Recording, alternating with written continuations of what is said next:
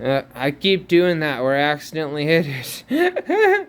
But it has a really good, for being 25 ply, it still has a good amount of resonance. But you can hear how quick the note is. Because that's my other drums with the sympathetic resonance going that beyond that. That one, that's my other drums.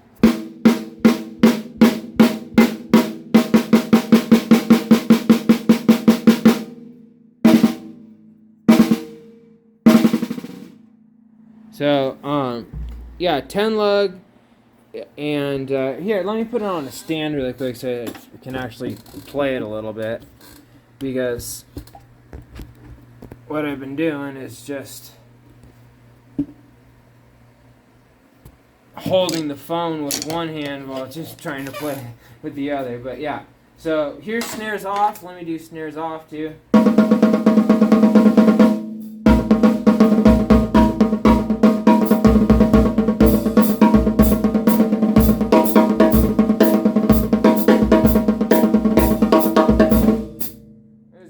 Got a good little, sound, nice and short with it. And deep and fat. It's 8 inches deep too. So with snares on. Let's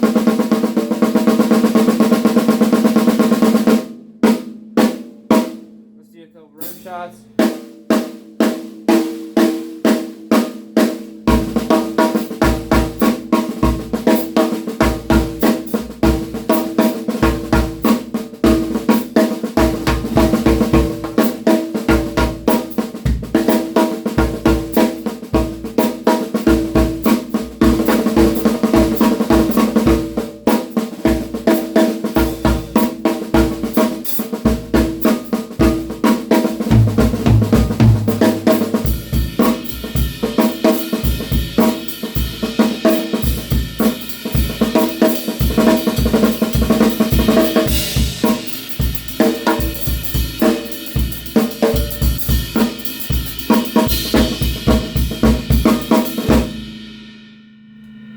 So, yeah, let's go.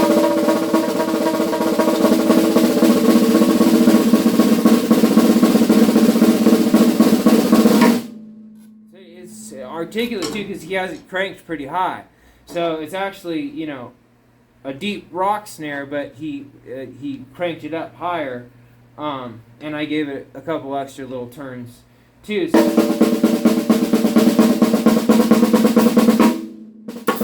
But I think it sounds cool for that certain sound and certain project he's wanting me to do, because that groove was like a.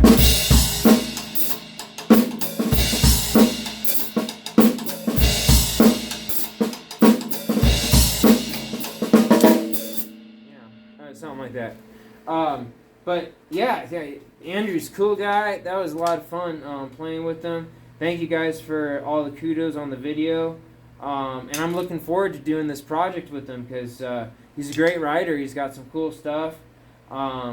Builds his own guitars. You can tell he's got his heart in what he does. So that means a lot to me because same thing with me. So if you got that passion, you got that joy, it make all the mistakes in the world that you want, because I know that passion, that joy is there, and that'll carry on through anything, So, yeah, thanks, Andrew, for letting me borrow this snare for a bit for the project. Wish I could keep it.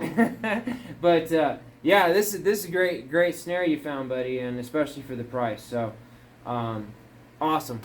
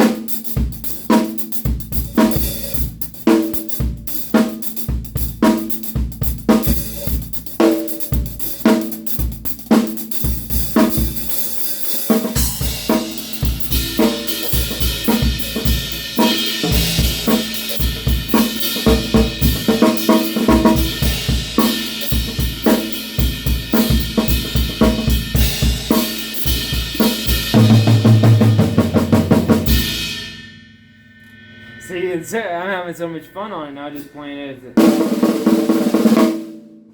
Okay, and then last but not least, cross stick's fast. You see my surprise right in the moment there.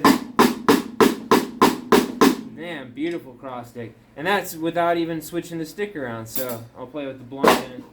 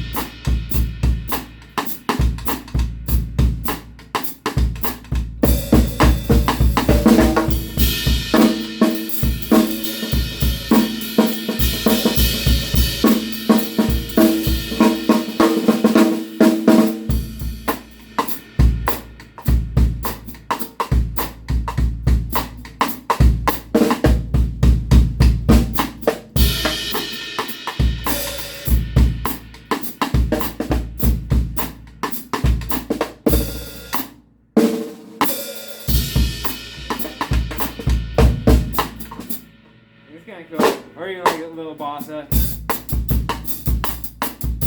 Or if you want like a traditional bossa.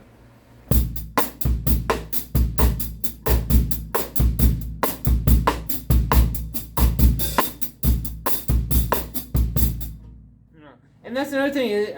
Bossa is easy to learn if people don't already know it, because you're just trying to keep that ostinato of. And the hat is just kind of implied. That's the shaker A. But you're just doing it on 2/4, 2 and 4, and 1, 2 and 3, 4, 1, 2, 3, 4.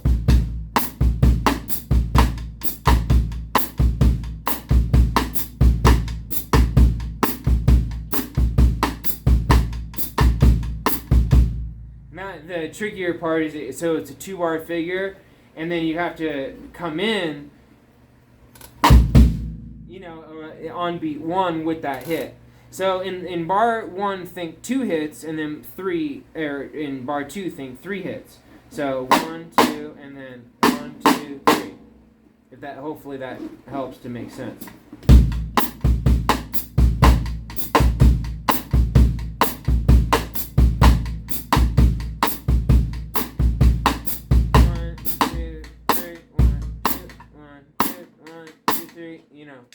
Sorry, the counting and saying it while I'm playing is the hard part. But you get, and you're just playing.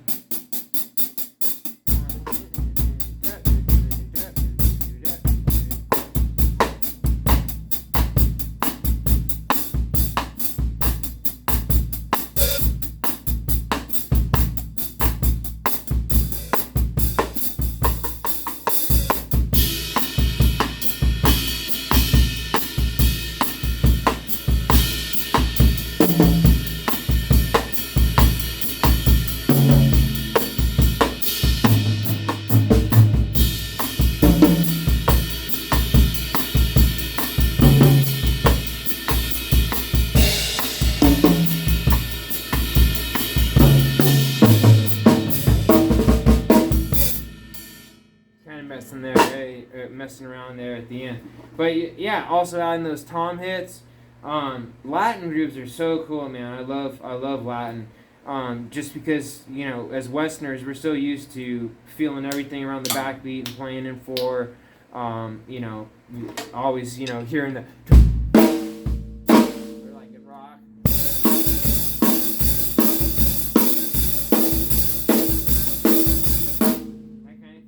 But the Latin's really cool, and I love playing stuff that's in 6 too. That was in 4, the bossa in 4. You're counting the and 1, or so 1, 2, and 3, and 4. So 1, 2, and 3, and 4. 1,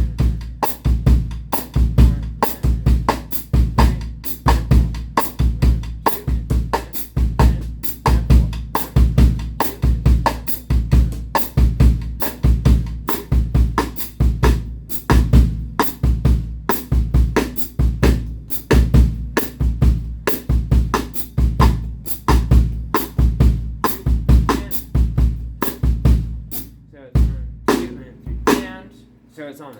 is where you have to put that.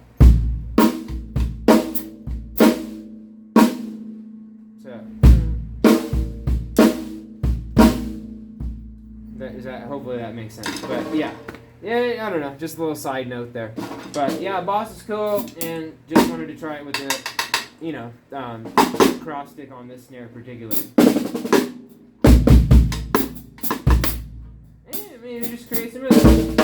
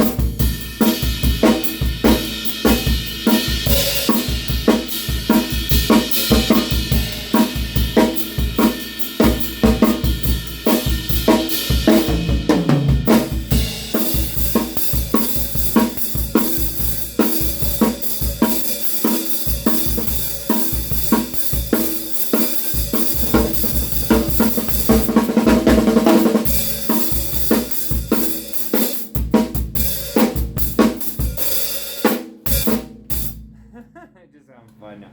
But yeah, cross stick's cool. Snare off, cross stick.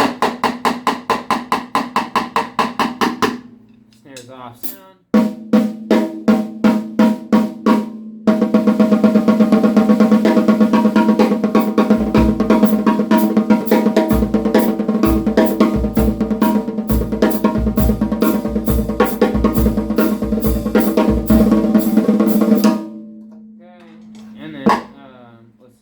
Did that, and then snares on.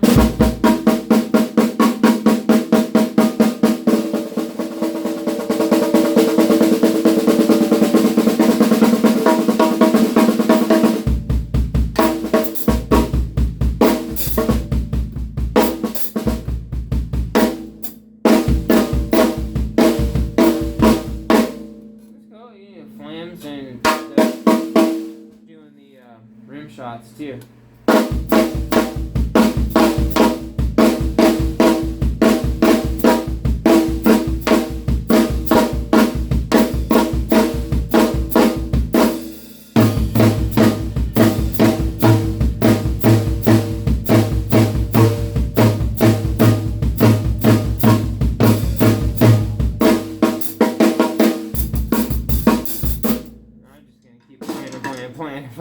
Don't stop, yeah.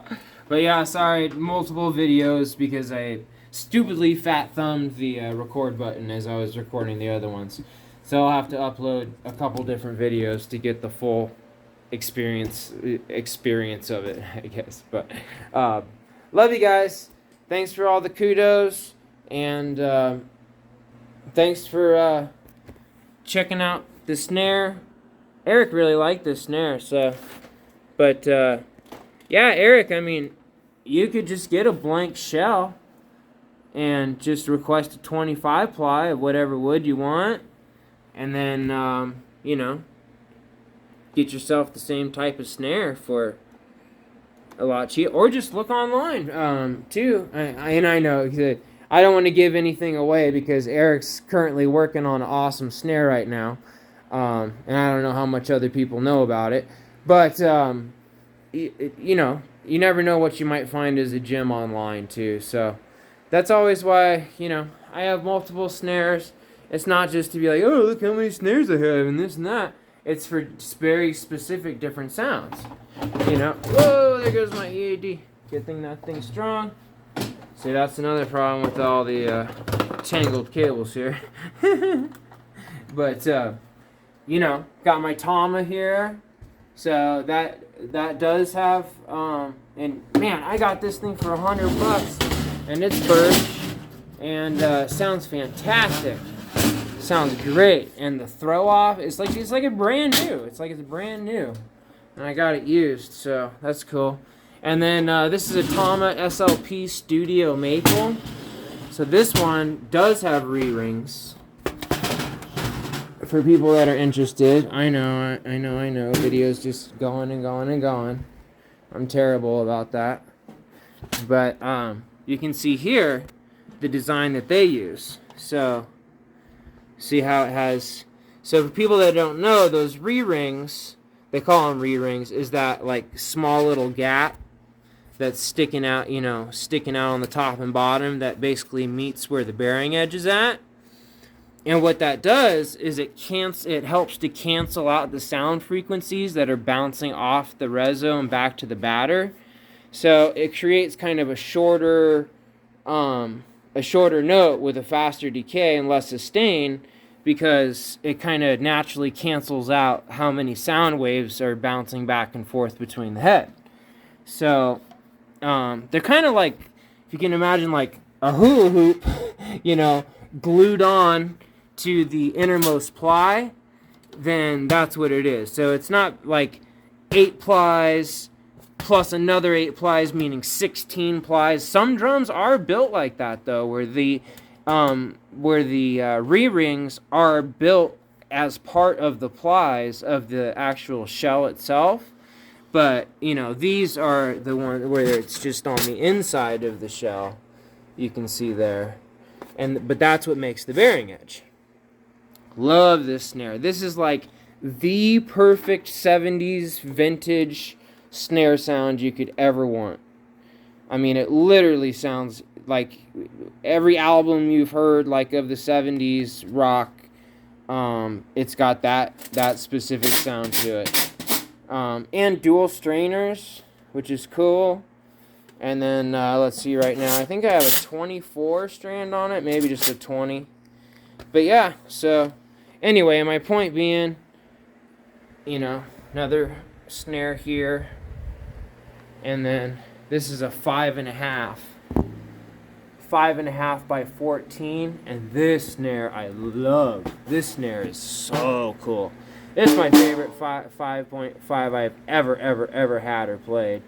So anyway, point being, not trying to gloat, not trying to, blah, blah, blah. Just saying that for different contexts and for specific sounds, and so that I can please the people I'm recording for, that I want to be prepared. And that's why I have that many different snares, so that way they have plenty of options of the sounds that they want, the tuning they want, all that stuff, so that way, you're easy to work with. They see that you come prepared.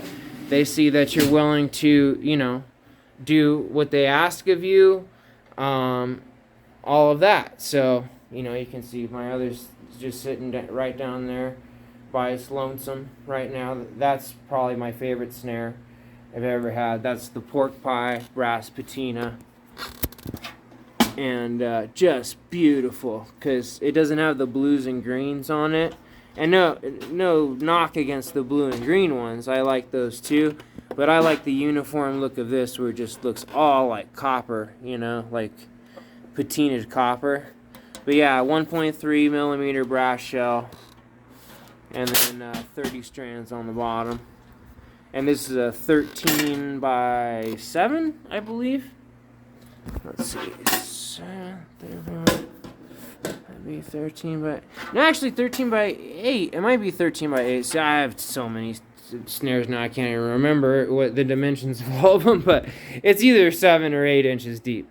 And this 14 by 6.5. And then that one that I showed you is 14 by 5.5. So, and this snare, I just love this snare. And it does need some care and a little bit of tuning, and that I kind of neglected it, but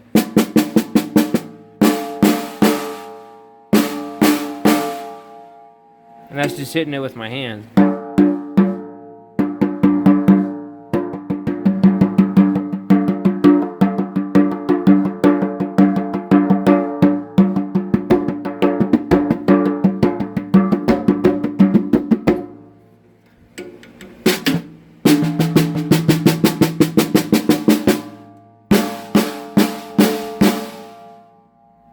But yeah, for like hip hop, funk, groove, jazz gigs, that whole thing, man, this is the kit right here. It hardly takes up any space. If you bring the EAD with you, or even the Beta 91A, stick that in here, and then your 20-inch bass drum instantly turns into a 22 by 18. I mean, the tone that these drums produce is just, it's mind-boggling. It really is. It's like, I don't know how they did that, where they got such fat tones out of those specific drums. Well, Peter Erskine actually helped develop them, and the reason they call it the frequent flyer is because they wanted to go with as small or as large of dimensions as they could that could still be considered carry-on luggage. That would be, you know, FAA regulated carry-on luggage. So that's why they call it a frequent flyer. It's meant to be used as, like, you know, your travel gigging kit. So yeah, but, you know, like I said, a little bit of neglect, but just listen. I mean, these toms are just,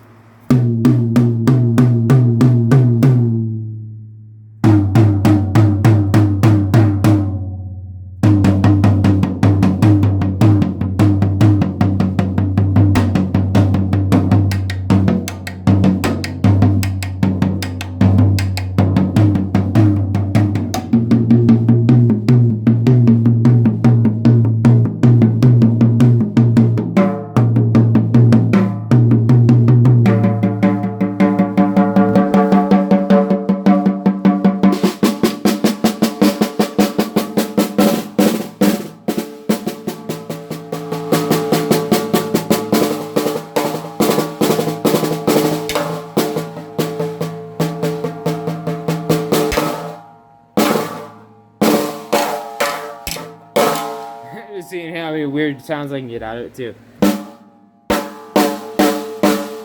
dang, those rim shots crack, man.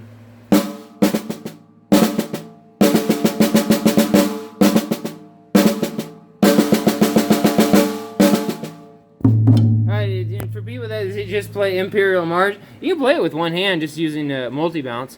You do it.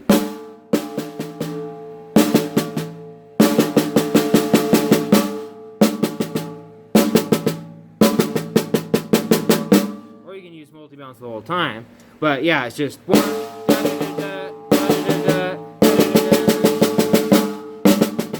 So if you're using multi-bounce, you have to do beat one first. And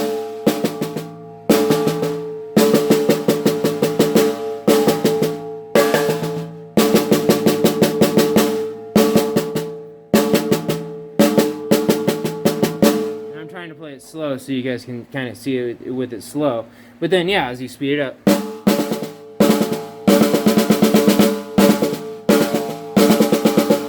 You know, and using open or finger French, you know, for that second part. That part.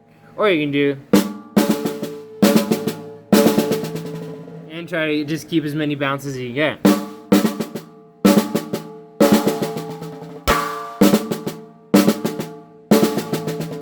Yeah, but your stick will lose that kinetic energy after a while.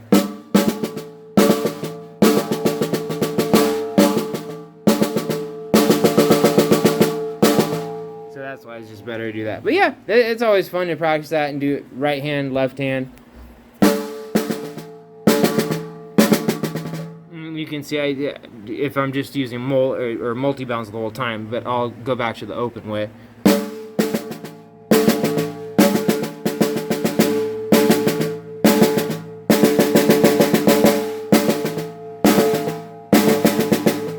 You can just have fun playing that and kind of isolating your hands. It's that thing of stepping up the ladder I was mentioning a while ago. You start with 2, and then you go to 3. 1, 2, 1, 2, 1, 2, 1, 2, then to 3. 1, 2, 3, 1, 2, 3, 1, 2, 3, then to 4.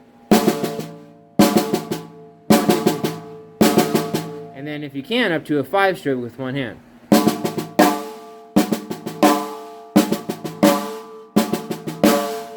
So you're doing that accent on the last one, and you can actually get to 7s and 9s.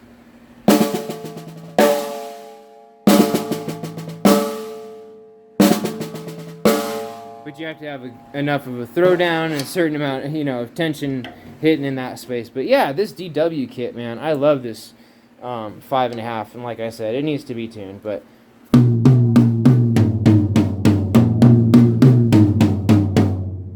for how the sizes of those toms, they are thunderously deep. That's what the Gretsch sounds like.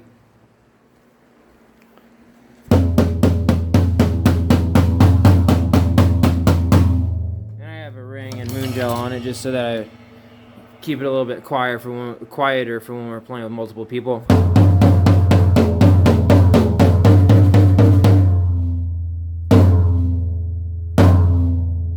Man, that thing's thunderous.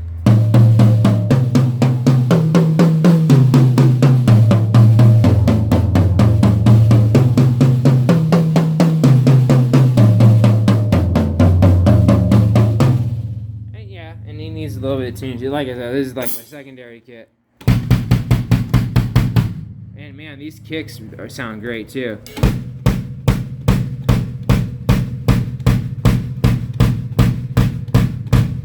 And then my snare. I'm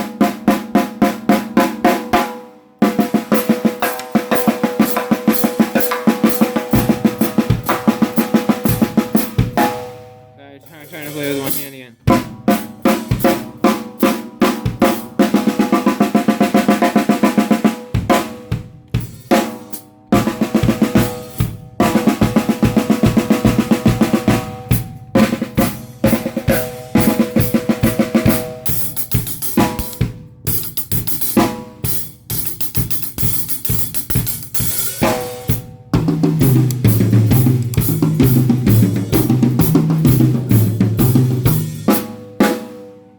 Last but not least, my Mine Will Ride.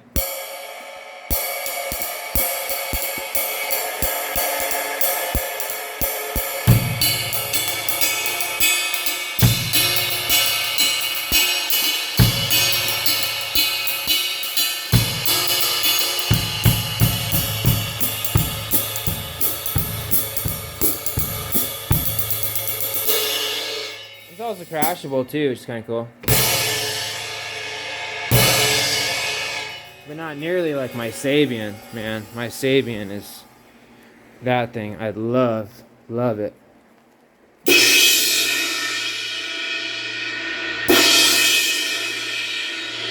And mixed with this fast crash, man, they sound so good together.